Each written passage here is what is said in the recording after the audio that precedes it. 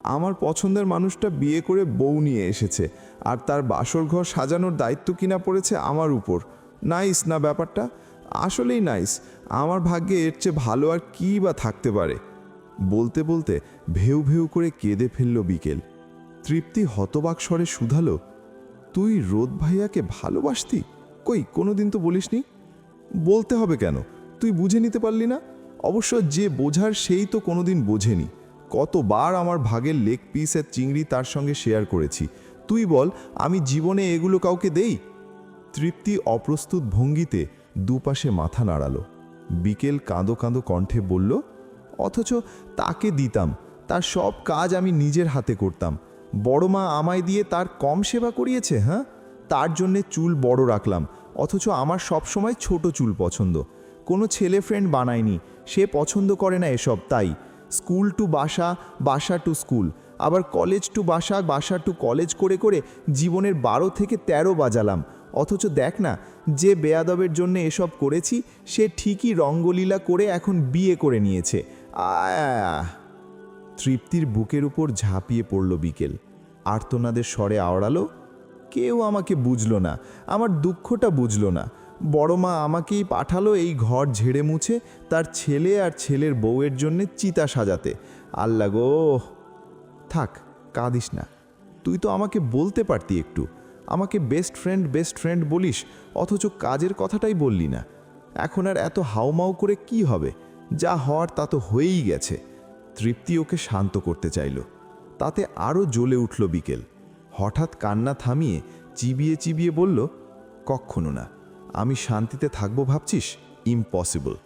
ওই ছেলের হাড় মাংস জ্বালিয়ে পুড়িয়ে ছাড়খাড় করে না খাওয়া অবধি আমার শান্তি হবে না রে তৃপ্তি। যদি আমি মরে যাই তারপরেও না। এই কষ্টের ফল তো তাকে দিতেই হবে। তার কি দোষ? বেচারা কি জানতো নাকি তারই আপন চাচাতো বোন তাকে লাইক করে? জানবে না কেন? পুরুষ মানুষ কি এত ভোদাই নাকি কে তাকে পছন্দ করে কে অপছন্দ তা বুঝবে না? আর তুই তাকে বেচারা বলছিস কেন?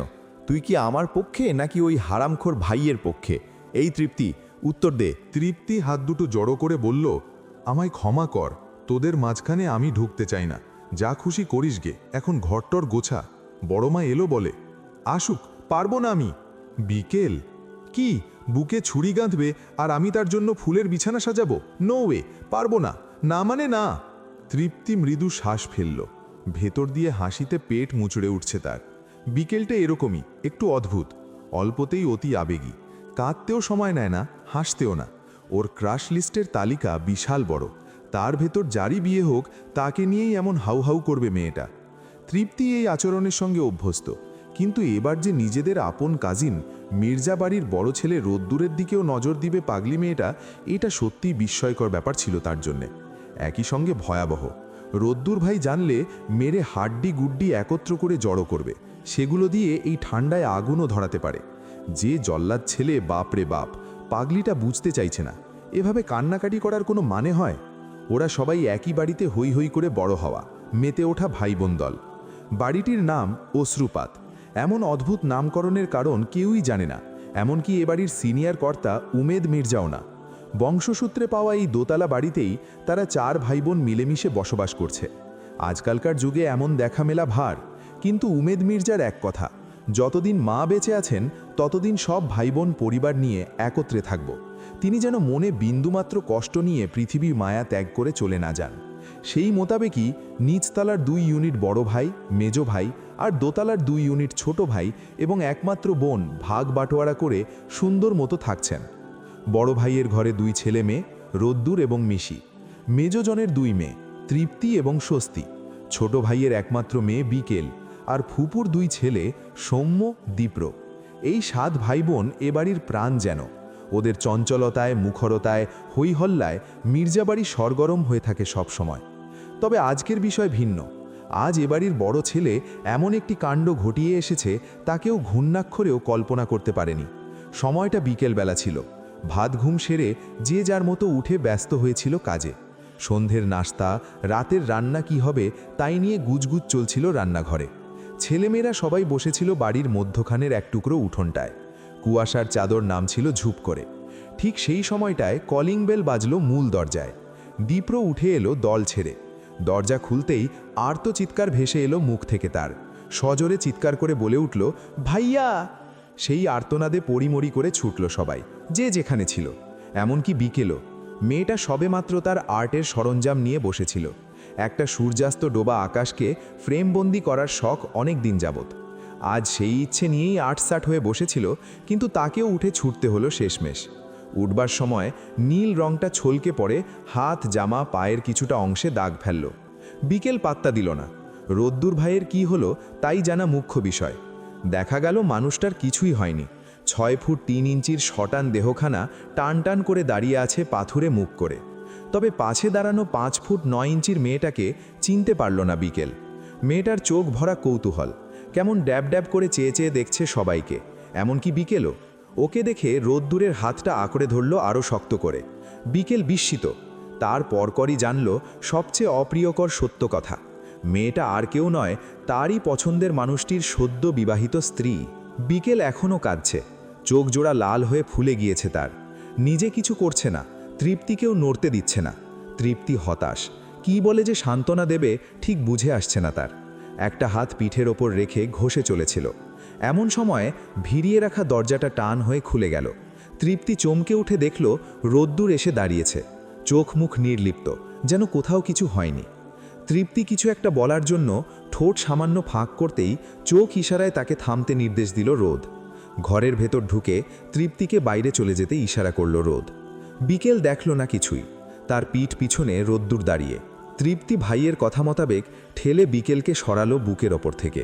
আমতা আমতা স্বরে বলল, সব ঠিক হয়ে যাবে, আমায় একটু যেতে দে। কই? ভাঙা কণ্ঠস্বর। 2 মিনিট, তুই বস, আমি আসছি। বলেই উঠে ছুটল তৃপ্তি।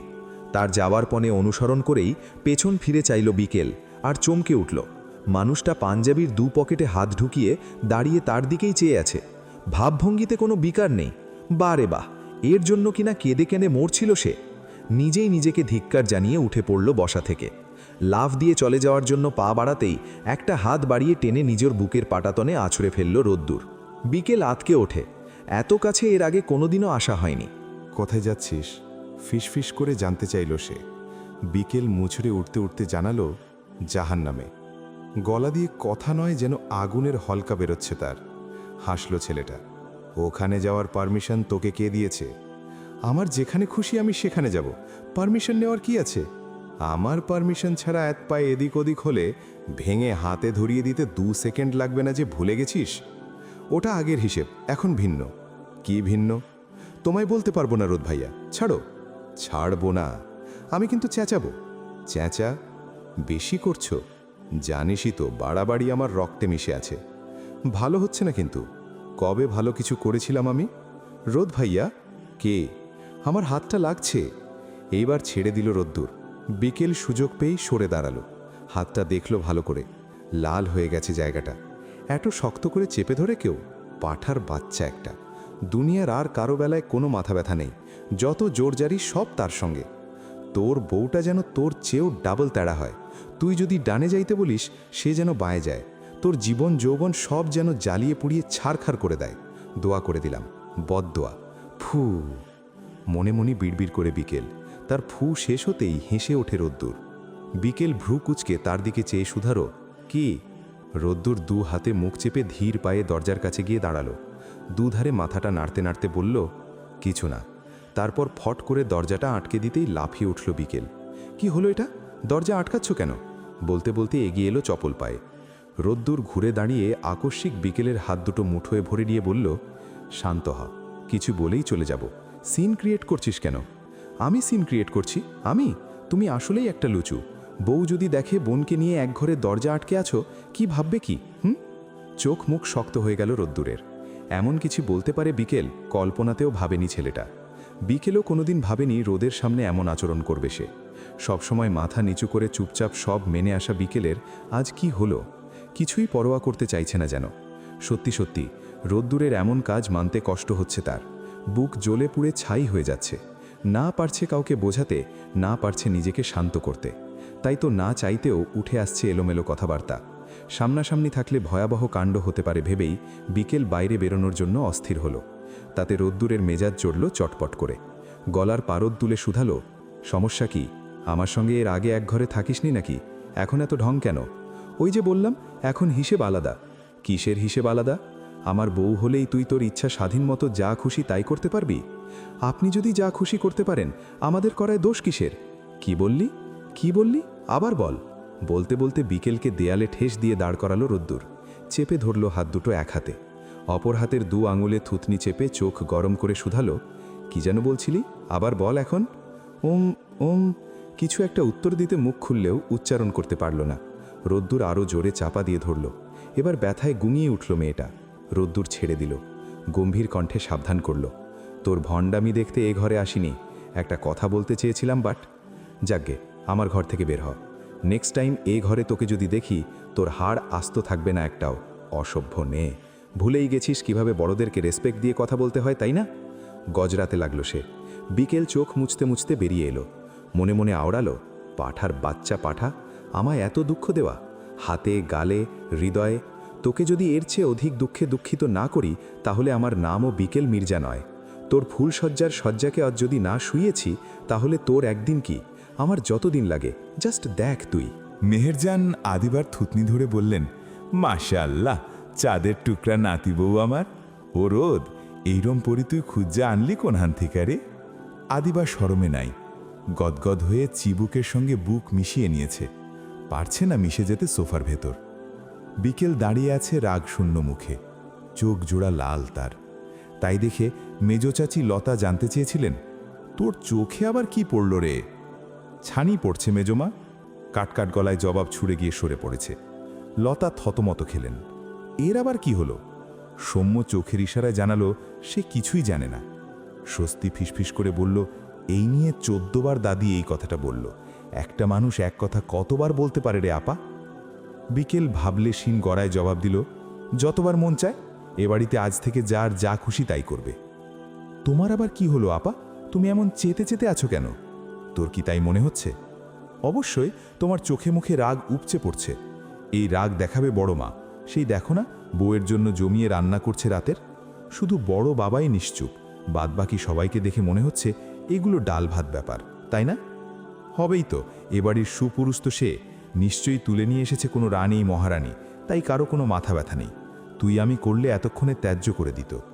যা বলেছ, আসলেই রোদ্দুর ভিয়ার বেলায় সব মাপ, আমাদের বেলায় সব ভুল। হাড়ে বজ্জাত শয়তান যে একটা, কয়জন চেনে ওর রগ? দাঁতে দাঁত ঘষল বিকেল। স্বস্তি হেসে ফেলল। মেহেরজান খেকি উঠলেন দুজনের উপর। ওখানে দাঁড়াইয়া খিক না কইরা ভাবিরে নিয়ে তার ঘরে বসা।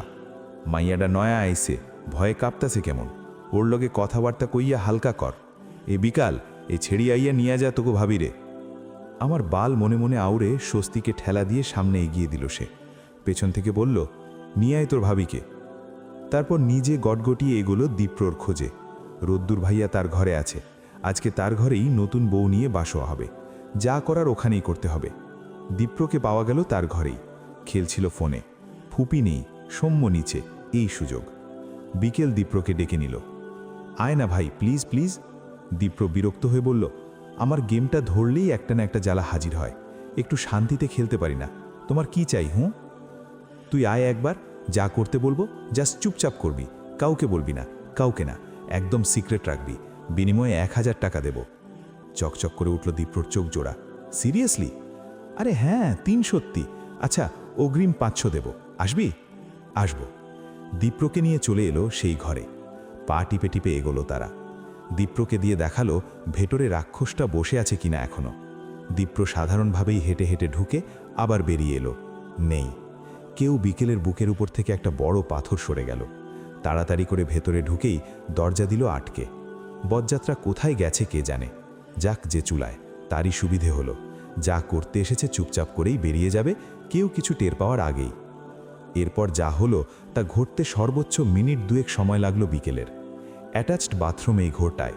বালতি ভরে পানি টেনে এনে দীপ্রকে নিয়ে মনের মাধুরী মিশিয়ে পুরো বিছানায় জুড়ে পানি ছড়িয়ে দিল সে। প্রথমে অবাক হলেও পরে খুশি মনেই কাজটি করল দীপ্র। বিকেল মানেই মজার কিছু। এর আগেও কত ক্রাইম ঘটিয়েছে তারা দুজন একসাথে। এক বালতি পানি পুরোটা শেষ করল বিকেল। তারপর আরেক বালতির হাফ পানি এনে একদম মাঝখানে ঢালল। তোষক ভিজে শেষ। উপর দিয়ে চাদরটা বিছিয়ে দিল যেন বোঝা না যায়। যেই বসতে যাবে অমনি টের পাবে এই শীতের ভেতর হা হা হা বেচারা তোর বাসর শুয়ে পড়েছে রে। মনে মনে খুশিতে বাকবাকম হলো সে। হৃষ্টচিত্তে বেরিয়ে এলো পরে। ঈদের সালামি থেকে বাঁচানো 1000 টাকার নোটটা দীপ্রকে ধরিয়ে দিয়ে কসম কাটিয়ে নিল এ কথা যেন ঘুণাক্ষরেও ফাঁস না হয়। যেভাবে গেম খেলছিল সেভাবেই গেম খেলতে থাকবে। আর বিকেল বসবে পড়তে। পড়াশোনার ওপরে কিছু নাই, একমাত্র এইটাই মানুষের সাথে প্রতারণা করে না, বাদবাকি সব ছেড়ে যাওয়া পার্টি। সত্যি সত্যি হল্লা পড়ে গেল রাত বাড়তেই। প্রথম টের পেল আদিবা। ওকে নিয়ে বসানোর সঙ্গে সঙ্গে ধপ করে দাঁড়িয়ে পড়ল মেয়েটা। পরনের সালোয়ার কামিজ ভিজে গেছে সামান্যতেই। মেজো চাচি সন্দেহের জেরে বিছানায় হাত রেখেই চিৎকার করে বললেন, ও আল্লা রে, পুরা বিছানা ভিজা, এত্ত পানি কে ফালাইছে? আয় হায়! হই হল্লা শুনে ছুটে এলো সকলেই। বিকেলও ছুটে এলো সবার সঙ্গে, গলা মিলিয়ে বলল, হায় হায়, এগুলা কি? রোদ্দুর সবার শেষে ঘরে ঢুকল।